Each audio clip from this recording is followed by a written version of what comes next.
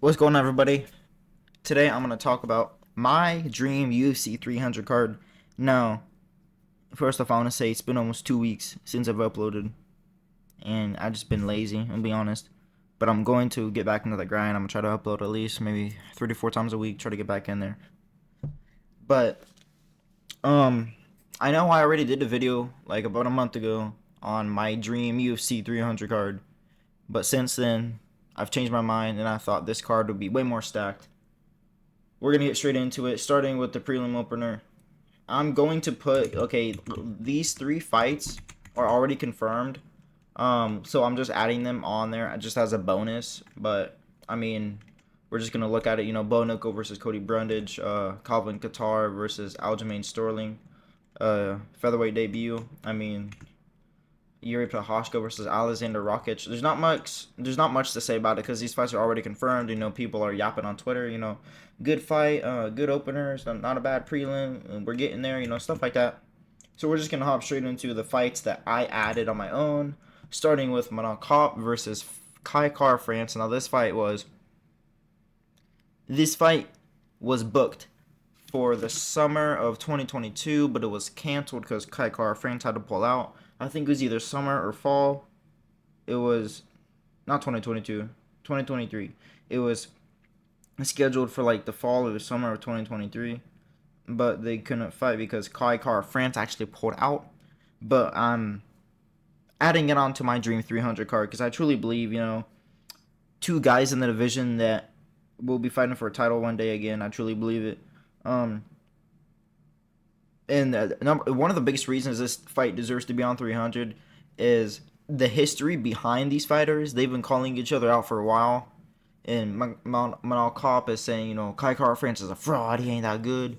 And you got Kai Kara France, wanting to fight. And I think putting this fight on this card it's not like one of those fights where you look at it and I say why. That we know why. It was already canceled. It wasn't canceled. It was scheduled to fight, but Manal Kopp couldn't fight Kai Kara France because Kai Kara France pulled out. Okay, and they've been calling each other off for a while, and there's bad blood and there's history. It's the fight that you add that you don't need an explanation to. You just match them up and they fight. There's no more talking about it because they have a history that everybody knows of by now. Josh Emmett versus Giga Chikadze. I do believe this would be an exciting fight. Both are very good in their striking.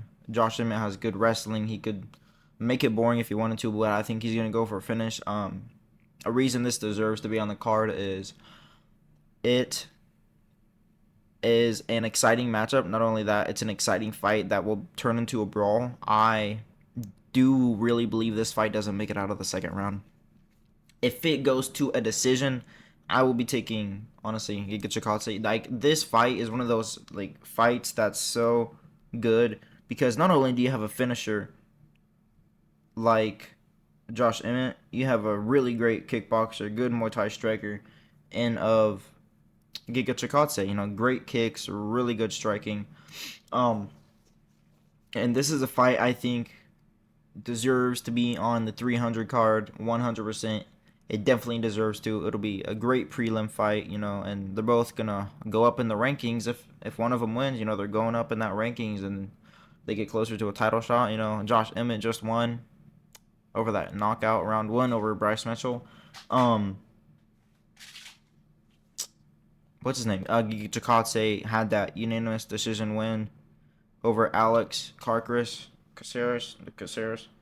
Did he win? I thought he won. Let me look this up real quick. But just while I'm looking this up, this fight, a really, really good fight. I don't think it'll be an easy fight for either guy. Josh Emmett is fighting someone who's taller. It's like a Yair Rodriguez 2.0, but with better boxing. It's a fight that definitely deserves to be on the 300 card. And looking at the UFC official website, Giga Chikadze beat Alex Caceres by unanimous decision. The fight night Holloway versus Korean Zombie, which was August 26th. So it's a fight that needs to happen, and Giga needs to get back in there. When I was seeing back in there, he's a really underrated striker in the featherweight division. Going to Dustin Poirier versus Saint Denis. Now, adding Poirier to the 300 card is difficult because he doesn't like to fight anyone that's not in the top 7 or top 6. He wants those exciting matchups, and he doesn't want to fight new up and comers like he said before. So him versus Fiziev, he's not really interested in that. He's not really interested in a Mattel Scamra or a Jalen Turner fight. He wants those exciting fights. He likes the rematches. Because honestly, they do sell. It is exciting. Him versus Charles Part 2. That'd be exciting because Dustin never loses 2 fights in a row, and he never really loses the rematch. I know he lost to Justin Gaethje in the rematch, but he beat Eddie Alvarez in the rematch. He beat Eddie Alvarez in the rematch. He beat Conor McGregor in the rematch, and it seems like whenever he has a rematch, he never loses the rematches, and he's really good at bouncing back off of losses. Because he lost to Charles, and then he beat Michael Chandler. And, he lost to Justin Gaethje. And then, who knows, maybe his next fight he'll win, and then win another one, and then lose. Dustin Poirier is that type of guy that's ready to go to war. It's an exciting fight. It's a really good fight. But, in my opinion, in the perfect reality, this would be a good fight. Because you got an underrated striker, Benoit Saint Denis. He's really good, and people need to look out for him. He's got good submissions as well. He's got great striking. And Dustin, I think I would take Dustin by like a round 3 TKO. I don't think he gets one of those catches him in the early rounds, because Saint Denis is such a dog, and he has a really good chin and a really great power. It's one of those fights that's going to be either a 3-rounder war, or one of them gets finished in the second or third. Now, putting Dustin on this card is difficult because, Conor's fighting Chandler in the summer of 2024 this year. June. It was confirmed by Conor, but it's not confirmed by Dana, but we're just going to pretend it's happening. So then, he can't fight Justin Gaethje because he already just beat him. Or not beat him. He just lost to him. He can't fight Charles because Charles, honestly, I don't think Charles wants to risk losing a rematch because he is kind of promised a title shot. He pulled out, but he was injured. But let's say he somehow gets the next title shot, fighting Dustin and then losing would look bad on his record because that would mean he won't get a title shot. Dustin doesn't want to fight Arman Tsarukyan, and Dustin's already said he doesn't want to fight these new up-and-comers. Dustin can't fight Rafael Fiziev, not only because he's an up-and-comer, but also because Rafael Fiziev is injured. We saw what happened when he fought Gamrot, which was sucky, because I was hoping that Rafael Fiziev would have won. So putting Dustin on this card is quite difficult. There was rumors of him fighting Gilbert Burns at UFC 300, but Gilbert Burns is fighting Jack Della Maddalena in, I think, 298 or 299. It's one of those 2 cards. I think it's 299 or it's 298. It's one of those. But moving on, I'm babbling on. But really, this fight would be an amazing fight, and it deserves to be on UFC 300.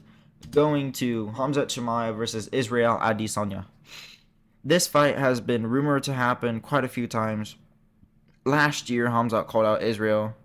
Last year, Israel called out Khamzat and said, that'd be such a good name on my resume. And Khamzat just a few weeks ago, I think either 4 or 5, or it was like yesterday. It was like within this past week and a half that Khamzat Chimaev called out Israel Adesanya on Twitter and was like, easy fight. I submit him round 1. And so not only have they called each other out, it's an exciting matchup, number one, because imagine if Khamzat Chimaev can submit Israel Adesanya in under like 1 round. You know how much more hype he would get? He would get a lot of hype. And this is a winnable matchup for Khamzat. It's not like Israel is a hard matchup in terms of wrestling, because once Khamzat hits the ground with Israel, I know Israel defended takedowns, against Yoel Romero, against Robert Whittaker. But if Khamzat Chimaev and Robert Whittaker have a wrestling match, Khamzat is going to win 9, or I'd say at least 7 or 8 times out of 10. Robert has a good takedown defense, but you can't compare Robert Whittaker taking down Israel Adesanya, comparing it to Khamzat Chimaev taking down Israel Adesanya, because Khamzat Chimaev looks for the finishes. Robert Whittaker just wrestles people just so he can win by the points. It's not like he's looking for a finish. He may hit a couple punches on the ground and pound, but he's not actively looking for a finish. Every time Khamzat Chimaev shoots a takedown, he's looking for that submission, like he did with Kevin Holland, like he did with Li Jingliang, like he did with those other opponents that he fought. Like he even shot on Gilbert and he tried to get him a submission, but Gilbert has good Brazilian Jiu-Jitsu defense, so he couldn't get it. But you guys see my point? Like people have painted this narrative that if Robert Whittaker can't finish Israel Adesanya on the ground, what chance does Khamzat Chimaev have? A better jiu-jitsu? Khamzat Chimaev has a way better jiu-jitsu and way better wrestling than Robert Whittaker. It's as simple as that.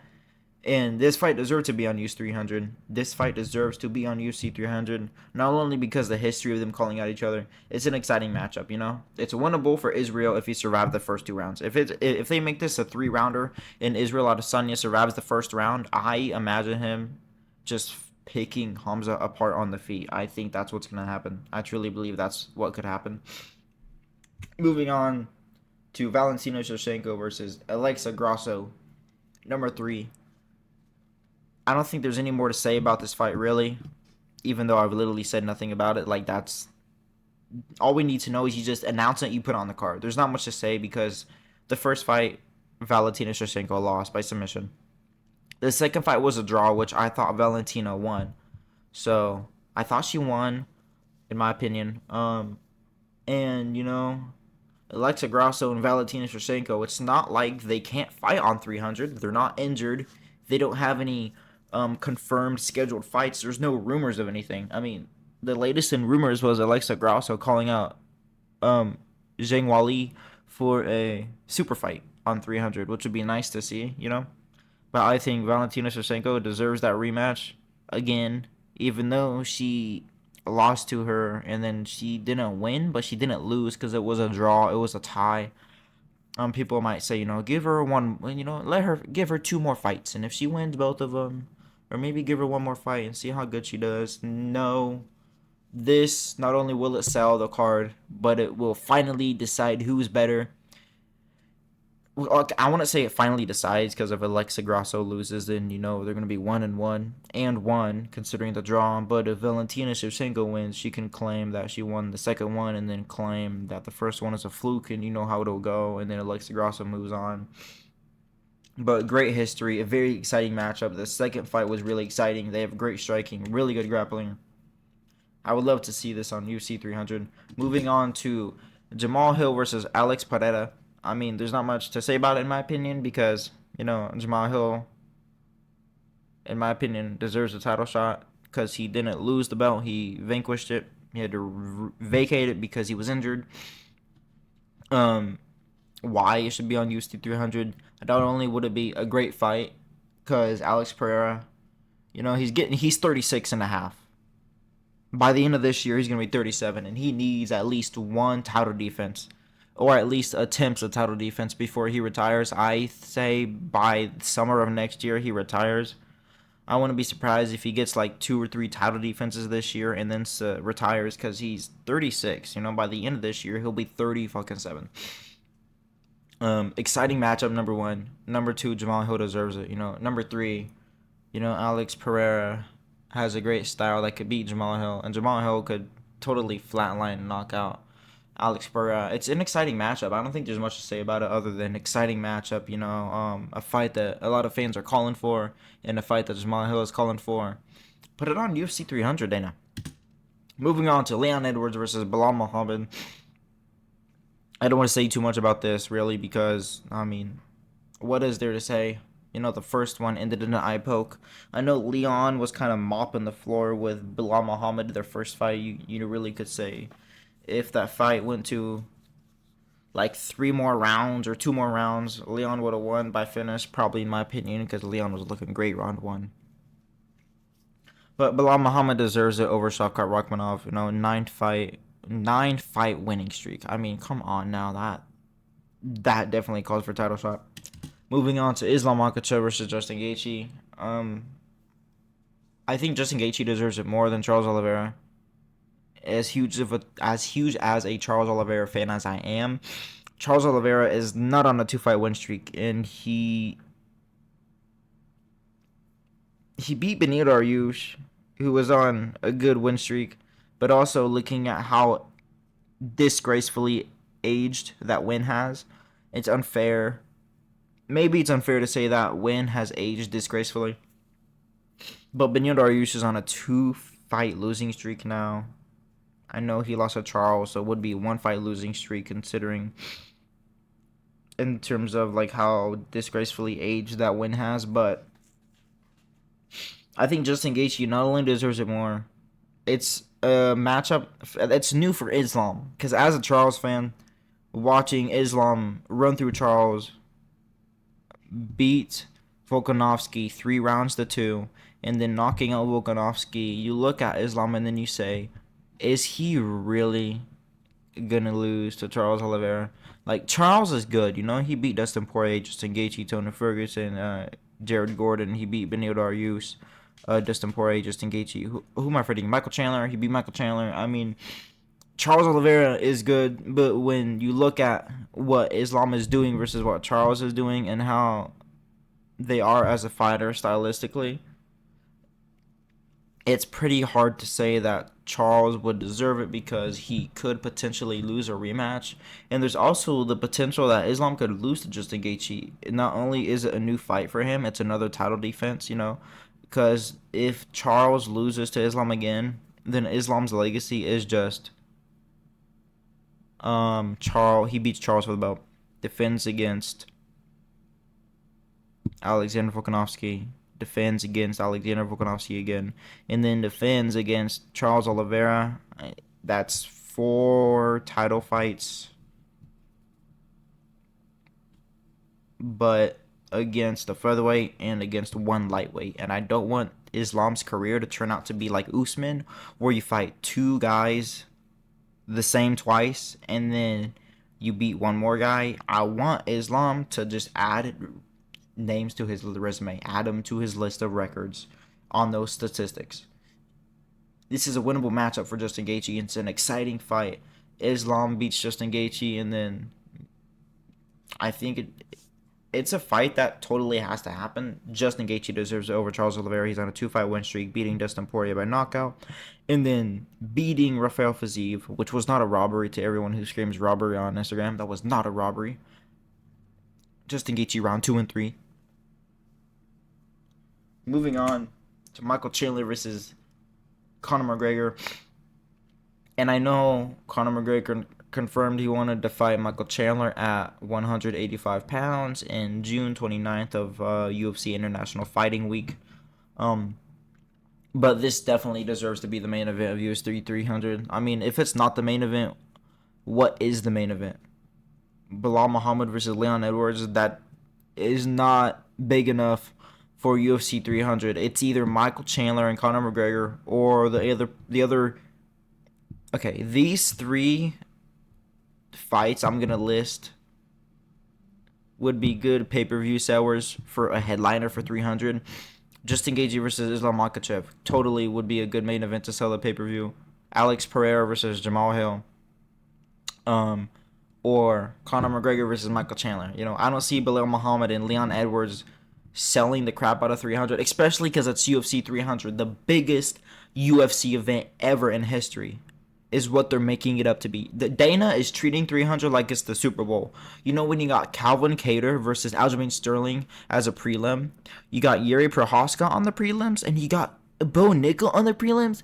When you got people that are ranked top 5 of their respective divisions on a prelim, he makes this sound like it's a Super Bowl. And frankly, it has to be. There's no way that Bilal Muhammad and Leon Edwards deserve the main event, especially after their last performances. Bilal Muhammad couldn't finish a one-armed Gilbert Burns. To the dismay of Gilbert Burns, he didn't know who would break his arm, and to the dismay of Bilal Muhammad, how do you finish someone with one arm? He's never done it before. He doesn't really finish people. He probably doesn't even finish his wife in bed. But to that dismay, Leon Edwards did not finish Colby Covington. I honestly thought when I watched that fight live, Colby Covington should have lost by knockout, like round 2 or round 3. There's no reason it should have gone on that long. There were so many countering opportunities for head kicks that Leon could have gone, or he had those 2 submission attempts. He had the guillotine and then he had the arm bar from bottom mount. Or he was on bottom full guard as he was switching to a sweeping position. And what I'm trying to say is they're both a little boring, and I know people are gonna roll eyes and eye roll if Leon and Muhammad main event UFC 300, and I was second guessing putting this on my dream card for this card for 300 because it was already confirmed by Conor McGregor he was gonna fight Michael Chandler in June. But nothing's confirmed until Dana confirms it, so I'm just gonna go ahead and say that UFC 300 main event, in my opinion, my dream card would have to be Michael Chandler versus Conor McGregor. Enjoy your guys' night. Spread love, peace, and positivity.